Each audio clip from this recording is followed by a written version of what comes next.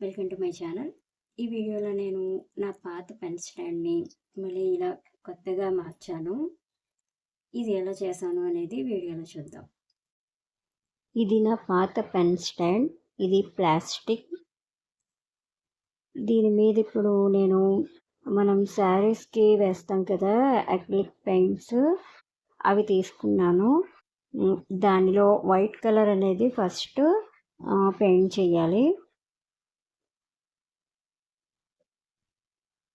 ఈ విధంగా first white colour తీసుకుని మొత్తం అంతా కూడా పెయింట్ చేసేయాలి. మనం ఈ కలర్లో వాటర్ అనేది ఎక్కువ మిక్స్ చేయకూడదు. జస్ట్ బ్రష్ కొద్దిగా వెట్గా ఉంటే చాలు. ఈ విధంగా మొత్తం అంతా కూడా పెయింట్ చేసేయాలి. పెయింట్ చేసిన తర్వాత ఒక 1 అవర్ డ్రై అయ్యే వరకు వెయిట్ చేయాలి. ఇది డ్రై అయిన తర్వాత దానిపైన ఇంకొకసారి సెకండ్ కోట్ అనేది వేయాలి. ఆ సెకండ్ కోటింగ్ ఎందుకంటే మనం తీసుకున్నది బ్లాక్ కలర్ కాబట్టి ఆ బ్లాక్ అనేది మొత్తం కనిపించకూడదు ఎక్కడ. దానికోసం మనం వైట్ కలర్ని 2 టైమ్స్ అనేది పెయింట్ చేయాలి. ఈ విధంగా 2 టైమ్స్ పెయింట్ చేసేసిన తర్వాత దాన్ని మళ్ళీ పూర్తిగా డ్రై అయ్యే వరకు వెయిట్ చేయాలి. తర్వాత దానిపైన మనకు నచ్చిన కలర్ అనేది పెయింట్ చేసుకోవచ్చు. ఇప్పుడు సెకండ్ కోటింగ్ కూడా వేసిన తర్వాత ఒక 1 అవర్ డ్రై అయిన తర్వాత చూపిస్తున్నాను మీకు.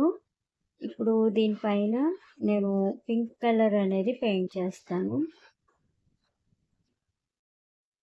ఇవి ప్యాస్టల్ కలర్స్. ప్యాస్టల్ కలర్స్ అంటే చాలా లైట్ షేడ్స్ అనేవి ఉంటాయి.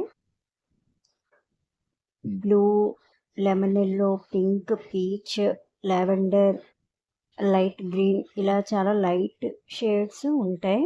Pink, peach, lavender, light green ఇలా చాలా లైట్ షేడ్స్ ఉంటాయి.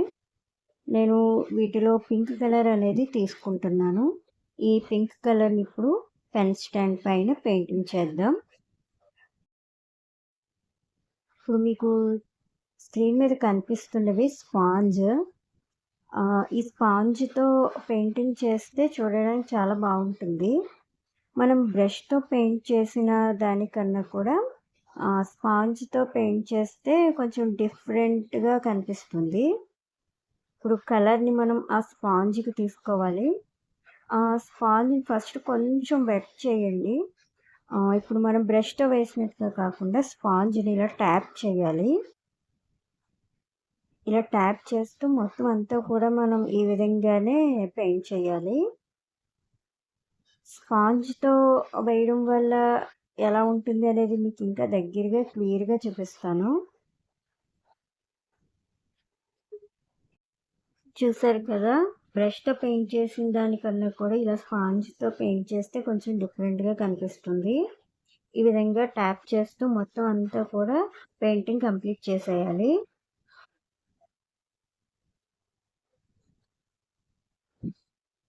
ఇప్పుడు ఈ పింక్ కలర్ని కూడా మనం బాగా డ్రై అయిన తర్వాత దానిపైన ఏదైనా డిజైన్స్ కావాలి అంటే మనకి ఇది పూర్తిగా డ్రై అయిపోయిన తర్వాత పెయింట్ చేసుకోవాలి.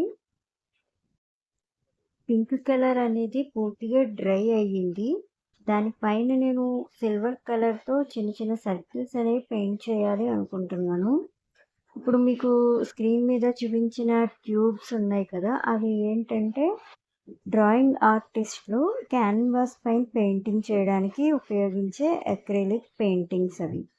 వాటిలోని సిల్వర్ కలర్ని నేను ఇప్పుడు పెయింట్ చేయడానికి తీసుకున్నాను.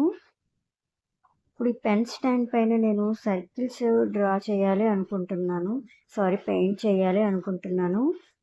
కాబట్టి దానికోసం నేను ఇలా రౌండ్గా ఉన్న ఒక బ్రష్ అనేది తీసుకున్నాను.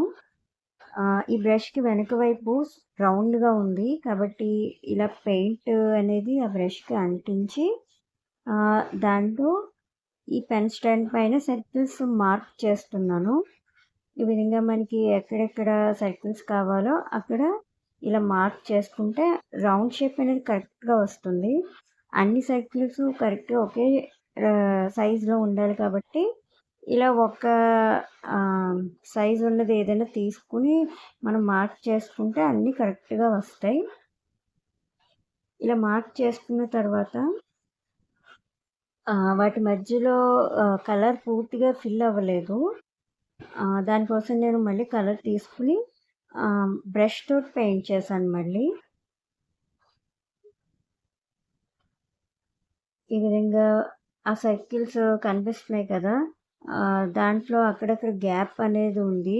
అవన్నీ నీట్‌గా బ్రష్‌తో ఫిల్ చేసేయాలి. ఈ విధంగా పెన్ స్టాండ్ మొత్తం అంతా కూడా ఎక్కడెక్కడ సర్కిల్స్ రావాలి అనుకుంటున్నామో అక్కడ సర్కిల్స్ అనేవి పెయింట్ చేసేయాలి. పెయింట్ చేసిన తర్వాత ఇవి డ్రై అవ్వడానికి టైం పడుతుంది. ఒక 1 అవర్. ఇవి పూర్తిగా డ్రై అయిన తర్వాత దానిపైన మళ్ళీ నేను సెకండ్ టైం కూడా పెయింట్ చేశాను. సెకండ్ టైం కూడా పెయింట్ చేసిన తర్వాత అవి కొంచెం బ్రైట్‌గా కనిపిస్తున్నాయి.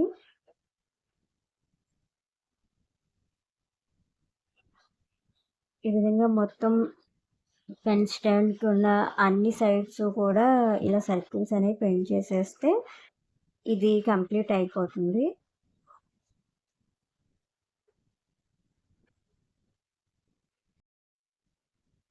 పెయింటింగ్ పూర్తిగా కంప్లీట్ అయిపోయిన తర్వాత ఫైనల్ లుక్ ఇలా ఉంది.